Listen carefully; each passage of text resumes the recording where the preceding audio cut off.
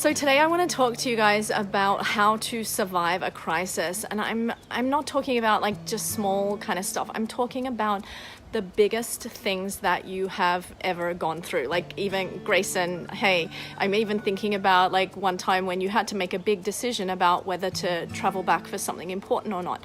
This is the type of crisis that I'm talking about, the type of event that happens in your life that you look back on and think, okay, this was one of the most difficult moments of my life. I'm talking about when, a friend relapses back into alcoholism. I'm talking about when you find out your kid is on drugs, when you maybe lose a job. Like I spoke to a client this morning and she was experiencing that scenario of getting sacked from her job.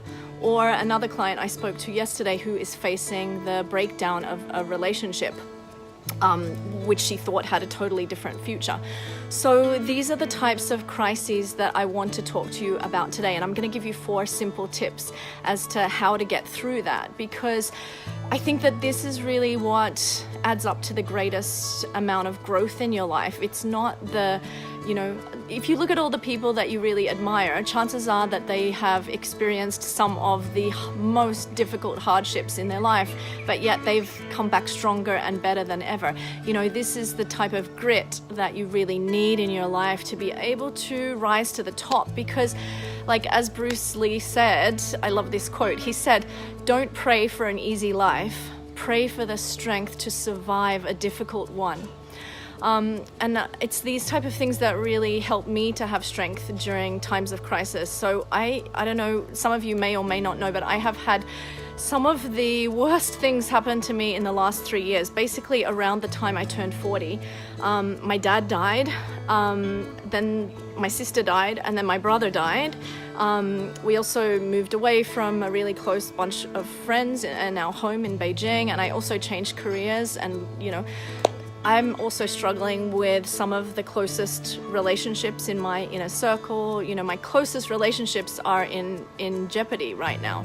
So I'm really trying to embrace these 4 tips that have been helping me to get through, and I want to share them with you so that you can face your next crises with, hey Haley, I love you too.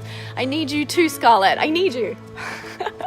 No, but you guys know what I'm talking about. These crises that we face in our lives, this is how we handle it, is what really defines us as people. So the first thing that I want to tell you about is acceptance. Like, if we ignore it, or if we pretend that it's not happening, basically we just put off the inevitable. It's like we're ripping a Band-Aid off super, super slowly. It's not going to work. Better just to face it, accept what has happened, and to really get comfortable with worst case scenario situations. So for example, my client yesterday who's facing the breakdown of her relationship, I said, okay, what's the worst that can happen? And can you live with that? And when she was able to really address it out of her fear mindset and in more of a place of comfortability, she was able to really accept and see that even in the worst case scenario, she is going to be okay. So working on acceptance is really the first step. And in fact, it's one of the key steps in the grief process. If you've ever grieved, acceptance is one of the most important steps at the start. So that's the same for facing a crisis. Acceptance is really the key. There's just no way to avoid the crisis thing. You can't drown your sorrows with booze or drugs or distractions or partying. If you do that, you're going to have to deal with it sooner or later. So you may as well just face what is happening head on. So acceptance is really the first thing that you need to do when you're facing a crisis. The second thing is get help. You're not alone, and no matter what it is that you're facing, there is no way that you're the first person to have ever experienced this yourself anyway, right?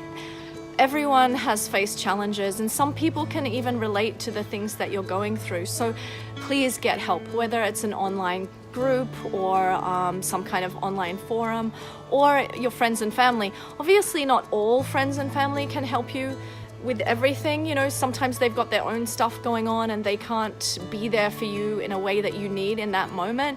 And sometimes it can just be a random stranger. Like when I just recently lost my brother, some of the most support I got from people was from friends that I didn't really know that well yet, you know, and they were the ones that were able to provide the most support for me, more so even than some of my closest friends who had other stuff going on or hadn't maybe been through that exact type of thing. So please get help. This is super key. There's my squirrel having a scratch. The third thing that I would say to you in how to survive a crisis is to find meaning in what you're going through. How are you going to grow from what you're experiencing? And if you can really see ways in which this will, in effect, benefit you in the long run, then that has meaning, and therefore the suffering is not for naught. So finding out and figuring out how you're going to grow from it is integral. Even thinking about that as it's happening. Think about the lessons that you're learning. Think about the strength that you're gaining. Think about the experience that you're going to have and how you're going to come back bigger, better, and stronger than ever, like a phoenix rising from the ashes, you know? What meaning can you get from this? What is the purpose of this? How are you going to grow? And what does this challenge or crisis have to do with your overall soul's journey? You know, what is the bigger picture here? Is this going to lead you in a different path that takes you to greater fulfillment, perhaps? You know, or can this now give you understanding of what other people are going through? Like, so for example, I mentioned at the start of this live stream the things that I've been facing in the last 3 years. It's been like fucking one thing after another, like bam, bam, bam. And the meaning that I can get from that is that because of that, I'm now able to help other people who are going through the same thing.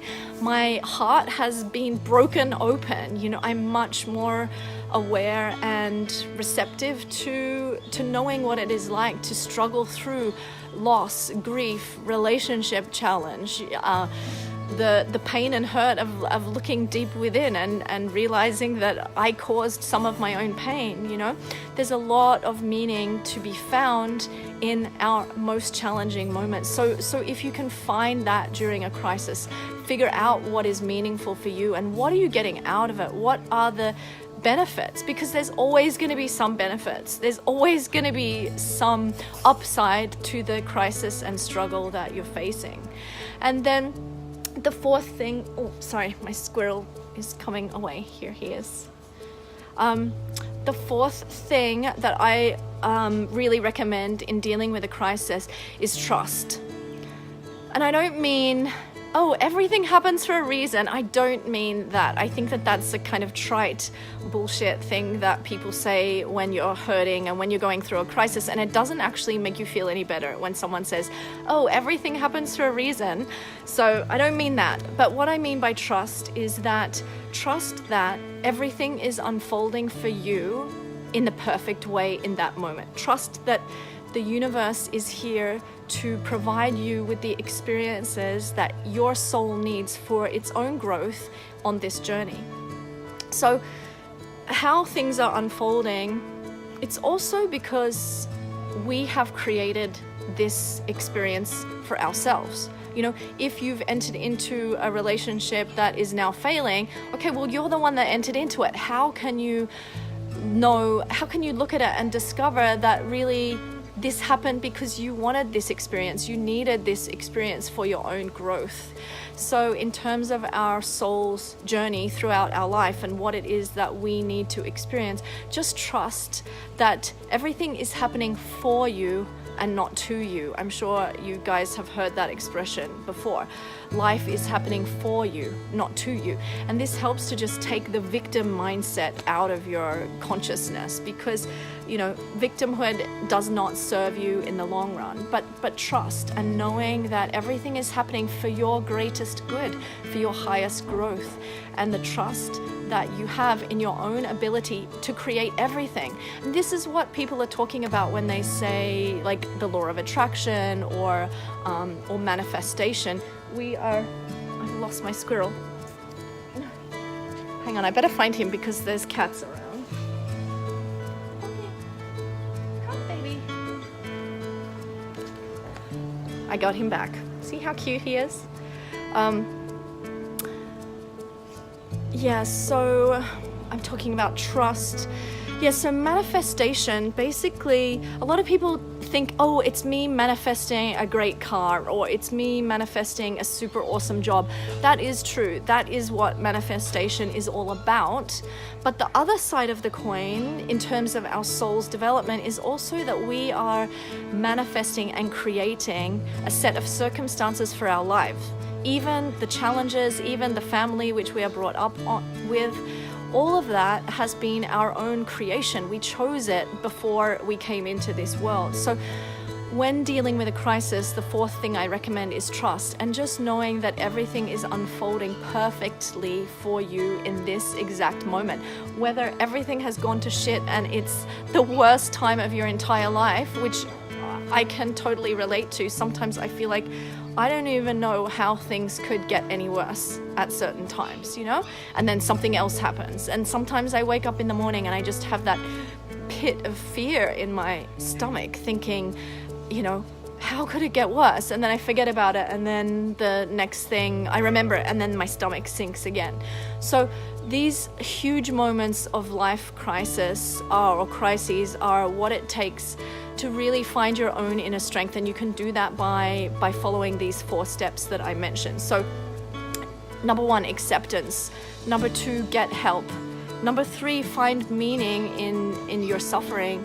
And number 4, just trust that everything is unfolding perfectly for you. So let me know what questions you guys have, or any other topics that you would like me to discuss in the future. I'll respond to your comments later, but I would really appreciate it if you could like and share this video if you found that it spoke to you and it was helpful. And also just follow those 4 things next time you're facing a crisis. It's these most challenging moments of our life that give us the greatest opportunity for growth. So, you know, this is what we need to embrace. It's not just seeking the high times, seeking the best times, the fun, the riding high. No, life is also about accepting the challenges, about making it through a crisis bigger, stronger, and better than ever, and kicking ass and being your most badass self. So I hope these 4 things help you guys, and I look forward to talking with you soon.